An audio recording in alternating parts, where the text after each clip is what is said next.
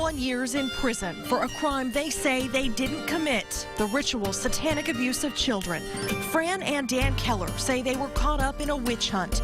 And tonight, in their first television interview, they tell their side of this sordid story.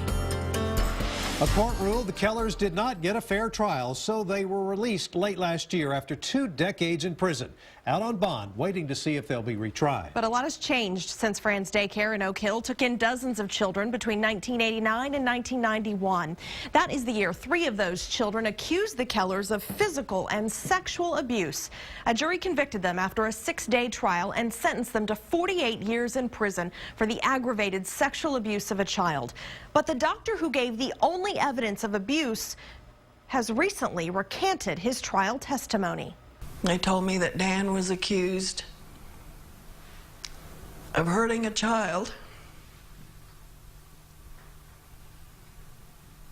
And I knew that couldn't be true.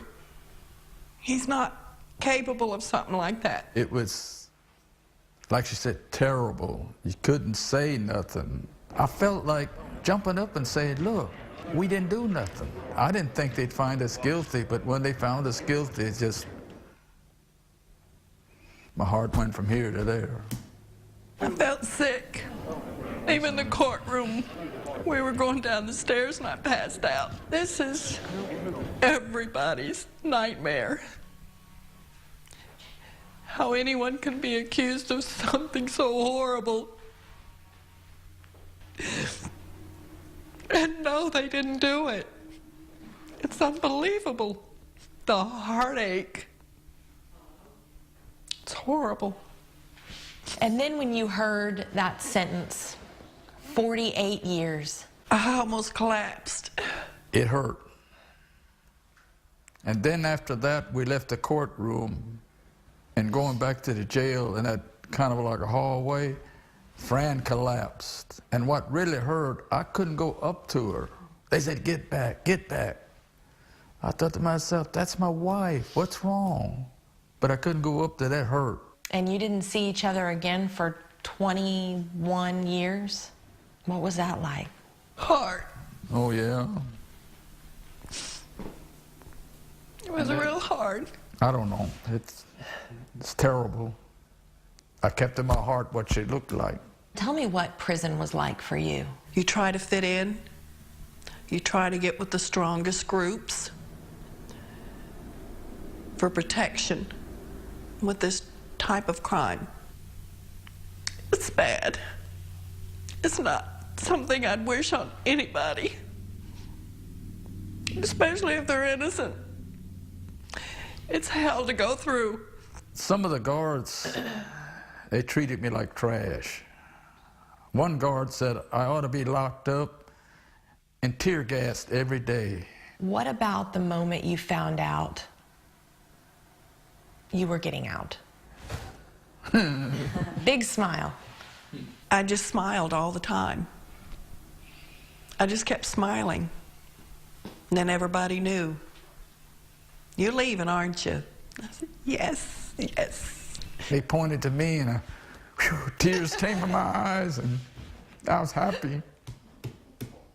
I got out just before him. So what was that like? When you first got out, she was there. Man, I saw Fran and my heart lit up.